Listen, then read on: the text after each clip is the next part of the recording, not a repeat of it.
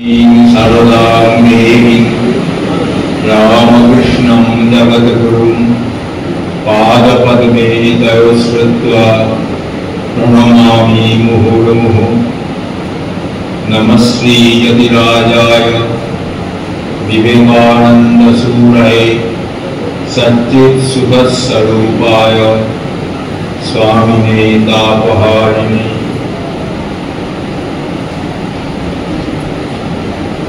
श्रद्धाभाजन स्वामी अज्ञानंद जी महाराज, स्वामी केवलानंद जी महाराज एवं श्रद्धाभाजन मातृमंडली और भक्तवृंद, रामकृष्ण विवेकानंद भाव प्रचार। रामकृष्ण विवेकानंद मध्य छोट हाइफेन আছে, ওই হাইফেনটি মা বরাবর অবমুক্তিত থাকতেন, তো মা প্রকাশ্যে আসতে চাইতেন না, সবসময় ঘোমটা দিয়ে বসে থাকতেন। ওই হাইফেনটি মায়ের প্রতীক।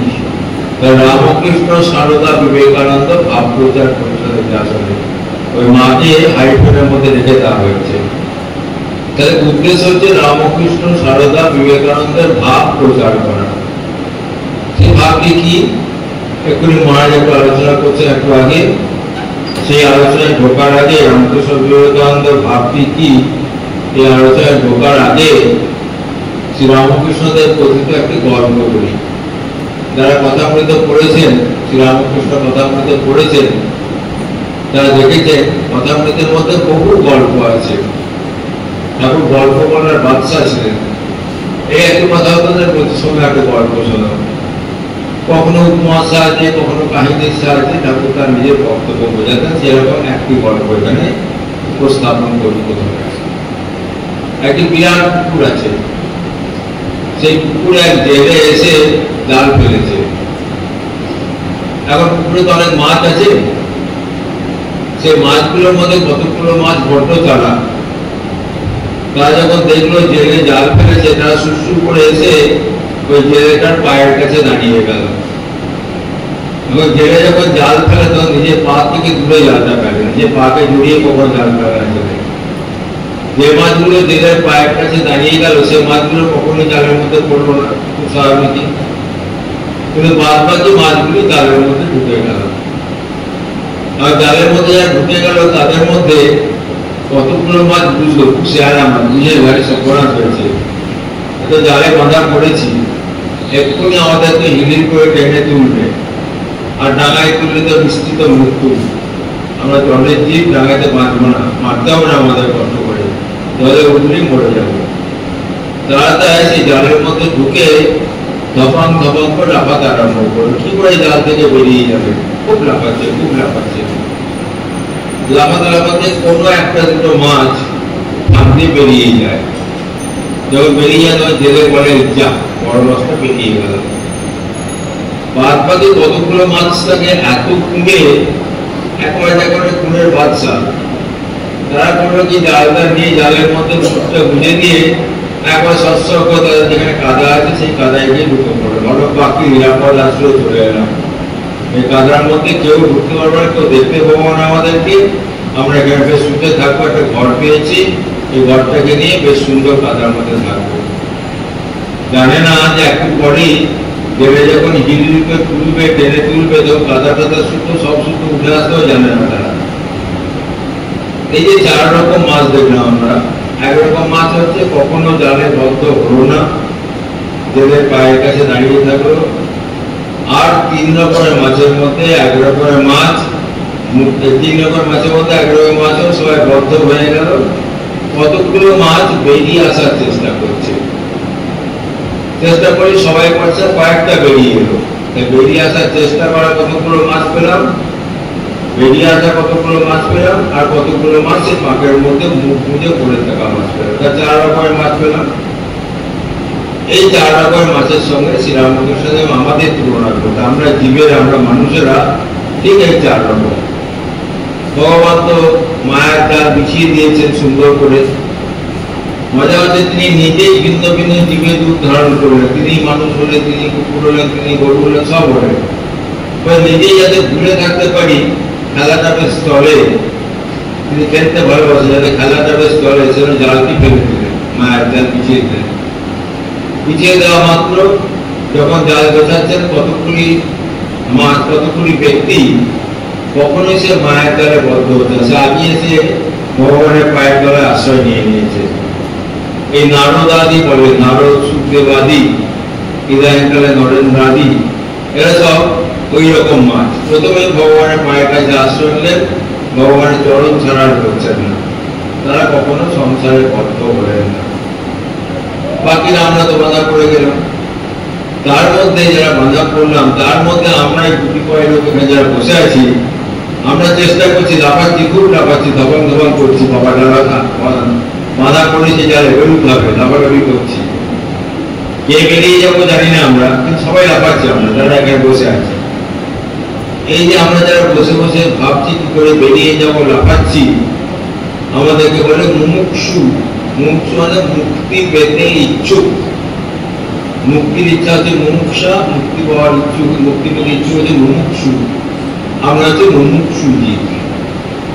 যে বেরিয়ে যেতে পারবো, লাফাতে লাফাতে ভগবানের করে বেরিয়ে যেতে পারবো, তাদের তখন মুক্ত জীব হয়ে যাবো। আর যারা ভাবলো বেশ আছে বাবা, সুখে আছে, দরকার নাই, সে তো ভগবানের কথা শুনে কি দরকার, শুনে তাতে মনে একটু তাস খেলি, একটু পয়সা খেলি, একটু এটা করি ওটা করি, পরে যারা দিব্যি সুন্দর সংসার এখন আছে। দেখুন আপনারা সব কাজকর্ম ফেলে নানা রকম আমোদ আল্লাহ ছেড়ে দিয়ে, এখন যে টিভিতে সিরিয়াল চলছে, সিরিয়াল ছেড়ে দিয়ে সবকিছু ছেড়ে দিয়ে এখানে এসছেন। তারা ভাবছে কি দরকার এসব করে, ভগবান টগবান পরে দেখা যাবে, যখন পুরো হতো ভাববো না, এখন যা যা করছি করি। এরা হচ্ছে বদ্ধ জীবের উপমাস্তরে বাঁধা পড়ে আছে, কিন্তু বুঝতে পারছেন না বাঁধা পড়েছেন। ওই মাছগুলো যারা বাঁধা পড়েছে, পাকে গিয়ে মুখ ঢুকিয়েছে, তারা বুঝতে পারছে না যে বাঁধা পড়ে গেছে, পাকে গিয়ে উঠিয়ে আছে। এরা সেরকম বদ্ধ জীব, তারা বুঝতে পারছেন না যে পাকে গিয়ে বাঁধা পড়েছেন এবং যে কোনো মুহূর্তে মারা যাবেন তারা। এই যে মুমুক্ষু জীব, যারা মুক্তি পেতে যারা ইচ্ছুক, তাদেরকে তাড়াতাড়ি মুক্ত করে হওয়া যায়, এই পথটি দেখিয়ে দেওয়ার জন্য ভগবান নিজেই মাঝে মাঝে চলে আসেন। মজা হচ্ছে তিনি নিজেই জাল ফেললেন, তিনি নিজেই খেলা দেখছেন যে কে কে আমার পায়ের তলায় দাঁড়িয়ে জালে বদ্ধ না হয় দেখি, আচ্ছা বদ্ধ হওয়ার পর কে কে লাফাচ্ছে দেখি, এবং কে কে বাঁধা পড়ে থাকছে দেখি, ভাবছেন, দেখছেন।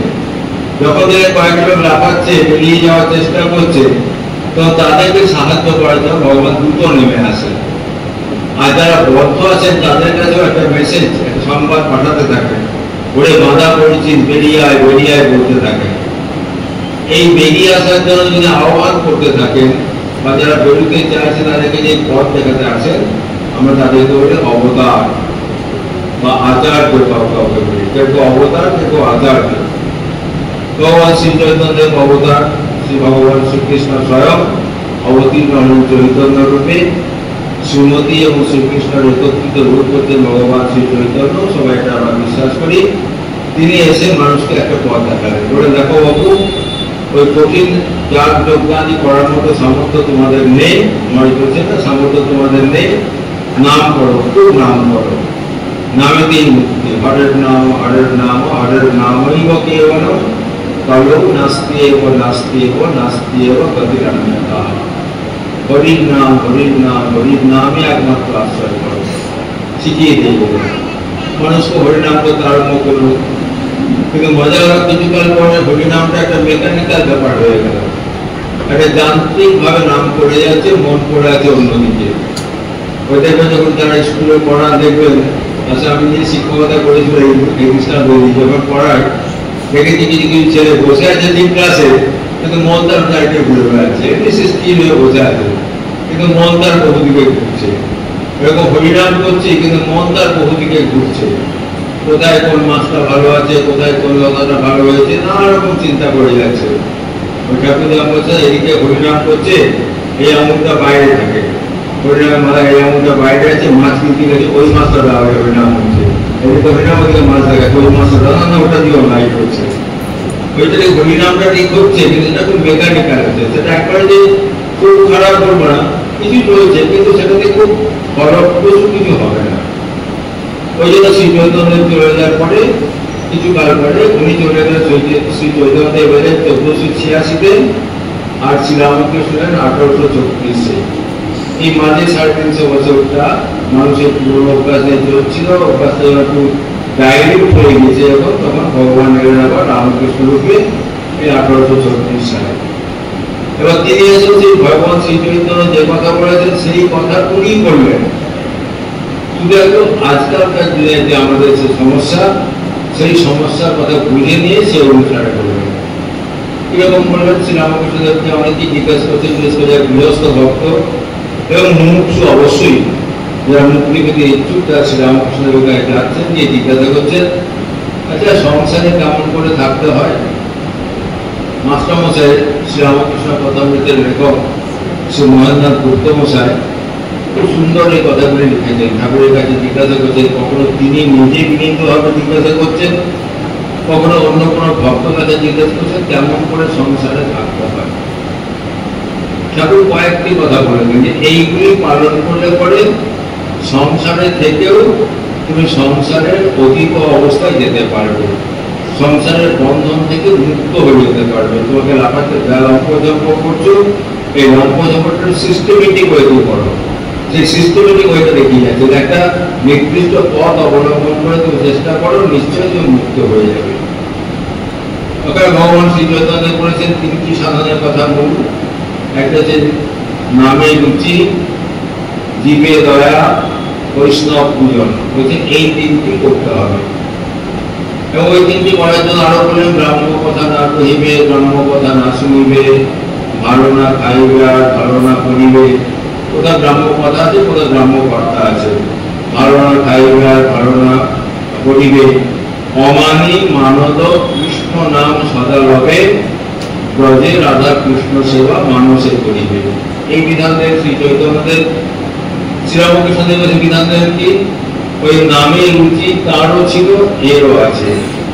বৈষ্ণব পূজন, ভক্ত সেবা শ্রী চৈতন্যদেব বললেন, শ্রীরামকৃষ্ণদেব বললেন। বললেন যে টাকা তো তখনই কাজের হয়। টাকাতে বলছে টাকাতে কি হয়? ডাল হয়, ভাত হয়, একটু সুখের উপকরণ সংগ্রহ হয়, আর তো কিছু হয় না। টাকা দিয়ে তো ভগবান লাভ করা যায় না, টাকা দিয়ে সুখ কেনা যায় না, টাকা দিয়ে শান্তি কেনা যায় না, টাকা দিয়ে ভগবানকে কেনা যায় না। টাকা তখনই ঠিক ঠিক সদ্ব্যবহার হয় যখন সেই টাকা নিজের জন্য যেটুকু প্রয়োজন সেটুকু প্রয়োজন মিটে যখন যাচ্ছে, তখন বাদ বাকি টাকা দিয়ে সাধু ভক্তের সেবা, ভগবানের সেবায় সেই টাকা নিয়োজিত হলে ঠিক ঠিক টাকার ব্যবহার হবে। অর্থাৎ বৈষ্ণব পূজন, ভক্তের সেবা বলছেন ভক্ত এবং ভগবান এক। কারণ ভক্তের হৃদয় হচ্ছে ভগবানের বৈঠকখানা, ভক্তকে সেবা করলে পরে ভগবান কৃত হন। সুতরাং ওই দুটি সাধনের ক্ষেত্রে নামে রুচি এবং ভক্ত সেবা বা বৈষ্ণব পূজন, এই দুটি সাধনের ক্ষেত্রে কিন্তু শ্রী চৈতন্যদেব এবং শ্রীরামকৃষ্ণ একেবারে এক কথা বললেন। কেবল আগের পরে যখন জীবে দয়া করেছিলেন, সেইটা এই যুগে এসে শ্রীরামকৃষ্ণ জীবে দয়াটাকে একটু পাল্টে দিলেন। পাল্টে কারণ আছে, শ্রী চৈতন্যদেব যখন এসছেন তখন মানুষের মধ্যে অত বেশি আমি ভাব আসেনি। যে আমি ভাবটিকে গীতাতে ভগবান আসল ভাব বলছেন। বলছেন অসুর স্বভাব সম্পন্ন ব্যক্তিরা কেমন জানো? অর্জুনকে বলছেন ভগবান কেমন জানো তারা? তারা বলে আমি ধনী, আমার বহু লোকজন আছে, আমি এই দান করবো, যজ্ঞ করবো, এটা করবো, সেটা করবো, এই জিনিসটা আমার আছে, ওই জিনিসটা আমার হবে, আমি তো সর্বেশ্বর। আমি ভাবটা কিন্তু এই কবচের মধ্যে মানুষের মধ্যে প্রবল হয়ে গেছে। ওই আমি ভাব প্রবল হয়ে যখন জীবকে দয়া করছে, তখন জীব তাকে দয়া করছে, সে তার কাছে নিতান্ত তুচ্ছ একটি প্রাণী মাত্র, একটি কীটের মতো তার পায়ের কাছে এসে কৃপা ভিক্ষা করছে, সে খুব দম্ভের সময় দিয়ে দিচ্ছে। এই যে বলে দিয়ে দেওয়া শ্রদ্ধার অভাব, এটি এই যুগে বিশেষ করে পরিলক্ষিত হল। সেই পুরোকালী উপনিষদে ঋষি বললেন শ্রদ্ধয়া দেয়ম, বললেন অশ্রদ্ধয়া অদেয়ম, বললেন ভিয়াদেয়ম সংবিদাদেয়ম। দেবে নিশ্চয়, দান করার সময় শ্রদ্ধার সঙ্গে দান করবে। যাকে দিচ্ছ তাকে নিতান্ত তুচ্ছ ভেবে দান করবে না। এই ভয়টি নিয়ে দান করো, সেইটি তোমার দান গ্রহণ না করে তুমি কিন্তু দিতে পারবে না। তুমি যখন দান করবে খুব লজ্জার সঙ্গে দান করবে, এই ভেবে দান করবে যে আমার আর কি সামর্থ্য থাকতো ভালো হতো, আমার এইটুকু সামর্থ্য, প্রভু এই নিয়ে তুষ্ট হও। এই উপনিষদের কথা, সেসব কথা মানুষ বলেছে। মানুষ যখন জীবে দেওয়ার কথা শুনলো তখন শ্রী চৈতন্যদেবের কথা অনুসরণ করতে গিয়ে নিজের অহংটাকে আরো বেশি ফুলিয়ে ফাঁপিয়ে একটা বিরাট কিছু আমি ভাবতে আরম্ভ করলো। সেই জন্য শ্রীরামকৃষ্ণ বলেন জীবে দয়া নয়, কারণ দয়া করতে পারে সেই যে অন্যের থেকে উন্নত। অন্যের থেকে আমরা কেউ উন্নত নই। আমি যদি মনে করি আমি ধনবান ব্যক্তি, আমার থেকেও ধনবান আছে। শ্রীরামকৃষ্ণ বলছেন দেখবে, বিচার করে দেখবে যে তুমি নিজে মনে করছো ধনবান, তোমার থেকেও ধনী আছে, মনে করছো বিদ্বান, তোমার থেকেও বিদ্বান আছে। অতএব তুমি কিছু একটা বড় সাংঘাতিক নও। সুতরাং এই জীবে দয়ার পরিবর্তে তিনি মন্ত্র বললেন শিব জ্ঞানে জীব সেবা। ওই নামের রুচি আর ভক্ত পূজা ও বৈষ্ণব পূজাটা থেকে গেল, খালি জীবে দয়ার জায়গায় বলে শিব জ্ঞানে জীব সেবা করো। অর্থাৎ যাকে তুমি দয়া করতে যাচ্ছ, আগেকার যুগের অনুসারে দয়া করতে যাচ্ছ, দয়া করছো না, তুমি তার সেবা করতে যাচ্ছ। এবং সেবা যখন করতে যাচ্ছ তখন তাকে তুমি নিতান্ত অসহায় ভাবে সেবা করতে, অসহায় ভেবে নিয়ে সেবা করতে যেও না। তুমি তাকে সাক্ষাৎ শিব জ্ঞান করো, এবং তাকে যখন সাক্ষাৎ শিব জ্ঞান করছো নিজেও তুমি জানবে তুমি শিব, তুমি সাক্ষাৎ শিব স্বরূপ। কারণ পুজো করতে গেলে যিনি পুজো করছেন এবং যিনি যাকে পুজো করা হচ্ছে দুজনে যতক্ষণ না অভিন্ন বোধ না হয় ততক্ষণ পুজো হয় না। অর্থাৎ নিজের শিবস্বরূপ তিনি আর এক শিবস্বরূপকে পুজো করতে যাচ্ছেন। এতে করে দুইজনেরই আধ্যাত্মিক উন্নতি হয়। শ্রীরামকৃষ্ণদেব বহুবার করে বললেন তুমি জানো আর না জানো তুমি রাম। কথা মধ্যে দেখে আছে মানবী ভক্ত ঠাকুর বলছে তুমি জানো আর না জানো তুমি রাম। যে রামকে আমরা অবতার বলে পুজো করছি, যে রামচন্দ্র আমার ইষ্ট দেবতা, আমি সর্বপদ তার সঙ্গে এক। স্বামী বিবেকানন্দ বলেন প্রত্যেকটি মানুষ সর্বপদ ব্রহ্ম। স্বামী বিবেকানন্দের কথা নয়, বহু প্রাচীনকালে ঋষিদের উপলব্ধ সত্য জীব ব্রহ্ম এব না অপরহ। মহারাজ এক্ষুনি বলছেন জীব আসলে ব্রহ্মই, কিন্তু এটা আমরা ভুলে গেছি। এবং ভুলে গিয়ে নিজেদেরকে মনে করছি আমার কিছু নাই, আমি বড় দিন, আমি বড় হীন। ওই মাঠ করে একটা গল্প আছে না, দি প্রিন্স এন্ড দি কপার, তাতে রাজপুত্র কোন রকম ভাবে ছিটকে গিয়ে এক ভিখারির মধ্যে পড়ে, এক ভিখারি দলের মধ্যে পড়েছিল। সে রাজপুত্র অতুল বৈভবের মালিক, সে ভিখারির সঙ্গে থাকতে নিজেকে ভিখারি ভাবতে হবে, এর কাছে ভিক্ষা করছে, ওর কাছে ভিক্ষা করছে, এই দুর্গের মধ্যে, কিন্তু আসলে বহু সম্পদের মালিক সেখানে ভিখারির মধ্যে আছে। ভুলে গেছে যে আসলে কে। ওই ফটিক চাঁদের কাহিনী পড়েছেন বাংলাতে, সে ভুলে গেছে যে আসলে কে, সে ফটিক চাঁদ হয়ে গেছে। এরকম আমরা যে আসলে কি আমরা ভুলে গেছি। ভুলে গিয়ে নিজেদেরকে মনে করছি আমি দিন, আমি হীন, আমি ক্ষীণ, এরকম বাচ্চা কান্নাকাটি করছি, আমার এটা চাই সেটা চাই বলছি। যা চাই তা আমার সব আছে, অতএব ভাবছি আমার কিছু নাই। শ্রীরামকৃষ্ণদেব বলছেন দেখো সাপের মাথায় মহামূল্যবান মণি আছে, সে একটা মণিতে কত ভালো ভালো জিনিস সংগ্রহ করতে পারে। তা না করে সাপের মণির কথা ভুলে গিয়ে, নিজের মণির কথা ভুলে গিয়ে সেখানে সাধারণ তুচ্ছ ব্যাংক দিয়ে মরছে। আমাদের অবস্থা সেরকম। বহু অমূল্য সম্পদের অধিকারী আমরা। আমাদের অন্তরে সাক্ষাৎ ভগবান বসে আছেন, তিনি সব সম্পদের অধিকারী, তিনি আমারই অন্তরে বসে আছেন। আমি তাকে ভুলে গিয়ে মনে করছি আমি দিন, আমি দিন, আমি ক্ষীণ। এদের বলে কৃপণ বলে, এসব বলতে কৃপণ বলে। কৃপণ লোকেদের কাছে প্রচুর সম্পদ থাকে, সে কিন্তু খরচ করে না, সে সেসব রেখে দিয়ে নিজে যে দিনহীনের মতো ঘুরে বেড়ায়। আমরা সেই কৃপণতাতে ঘুরছি। অর্জুন বলছে কার্পণ্য দোষ পথ স্বভাব, আমরা সেই কৃপণ হয়ে গেছি। আমাদের কার্পণ্য থেকে মুক্তি দেওয়ার জন্য ভগবান বললেন যে এইগুলি করো। এক নম্বর হচ্ছে তুমি সর্বদা নাম করবে। ওই নামের জীবনে সর্বদা নাম করবে। ওই সর্বদা নাম করে সম্ভব নাকি?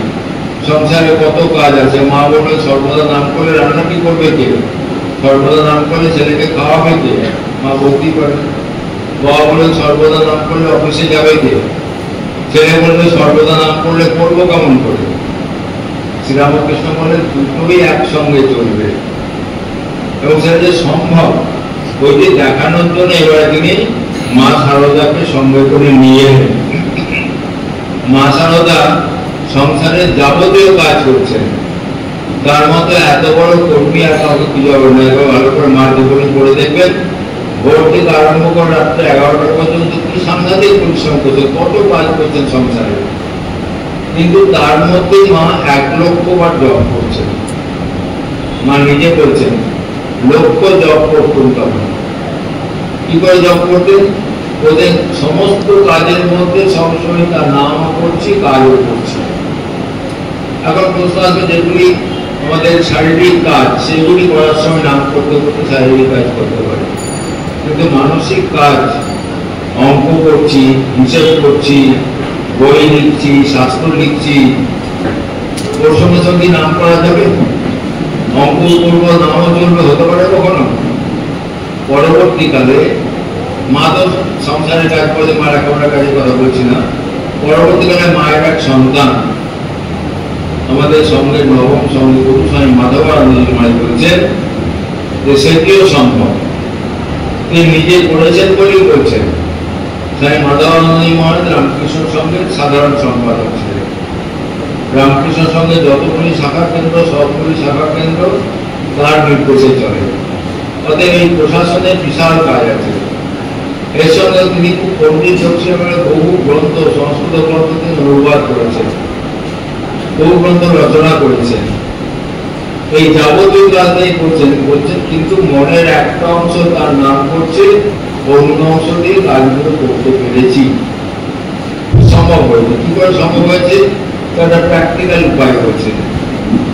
যে দেখো, ছেলেরা যখন প্রথম ওই স্কুলে অঙ্কের ক্লাসে গ্রাফ আঁকা শেখে, লেখচিত্র আঁকা শেখে, তখন মাস্টারমশাই দেয় কতগুলো বিন্দু বসাতে পারে।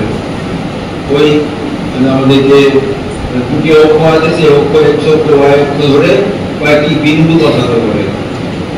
সেই বিন্দুগুলি বসানোর পরে যখন বিন্দুগুলো ঘনিষ্ঠ হয়ে যায়, তখন বিন্দুগুলি যোগ করলে হয় সরল রেখা, না হয় বৃত্ত, না হয় উপবৃত্ত, না হয় অভিবৃত্ত, কোনো একটা আকার নিয়ে নেবে। তার প্রথম কাজ যে বিন্দুগুলো বসানো।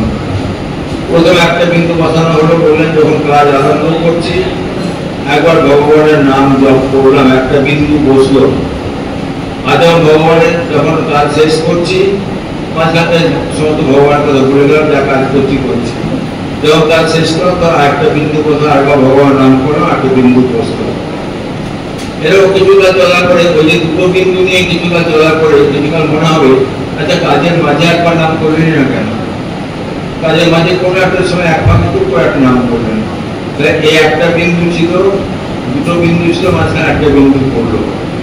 তাহলে এবারে কাজের মাঝের থেকে আস্তে আস্তে কাজের মাঝে মাঝে তার নাম হতে থাকবে। তারপরে যে ওই মাঝে মাঝেটা হতে হতে একসঙ্গে এক নাগাড়ে একটি রেখা বা বিন্দুগুলি পরপর অবস্থান করবে, এক নাগাড়ে নাম চলতে থাকবে। যে বাস্তবে সম্ভব, অসম্ভব নয়। মা ঠাকুর তো নিজে করে দেখালেনি, মায়ের সন্তানও সেটি করে দেখিয়ে বলছেন এটি সম্ভব। শ্রীরামকৃষ্ণ বলেন তাই সর্বদা ঈশ্বরের নাম গুণগান করবে। যারা ভগবানের কৃপায় দীক্ষা মন্ত্র পেয়েছেন, গুরুদেবের ইষ্ট মন্ত্র পেয়েছেন, তারা নাম পেয়ে গিয়েছেন। এবার সেই নামটিকে জপ করার চেষ্টা করুন। সকাল সন্ধ্যা দুবেলা তো বসবেনই গুরুদেবের নির্দেশ অনুসারে। এছাড়া যে কাজে আরম্ভ করছেন, কাজের আগে একবার তার নাম করুন, কাজের শেষে একবার নাম করুন, পরে কাজের আগে, কাজের মাঝে, কাজের শেষে, পরে কাজের আগে, কাজের মাঝে মাঝে, কাজের শেষে করতে করে দেখবেন নামের একটি প্রবাহ চলবে, একদিকে অন্য দিক থেকে সমস্ত কাজগুলো হতে থাকবে এবং বাধা বেড়ে দাঁড়াবে না। এটি বাস্তবে সম্ভব। এবং এই উপায় অবলম্বন করলে পরে দেখবেন কাজ করে আপনি ক্লান্তি অনুভব করবেন না। কাজ করার পর মনে হবে না কি বিশাল একটা কিছু করে ফেলে। আমরা যা হয় সাধারণত একটু কাজ করা মানে খুব বিশাল কাজ করে ফেলে, কেউ করেন না, আমি যা করলাম কেউ করেন না, এটি মনে হবে না। কথা তো কাজের যে চাপ, সেই চাপটি অনুভব করেন যে ভগবানের উপর নির্ভর করে চালিয়ে গেছেন।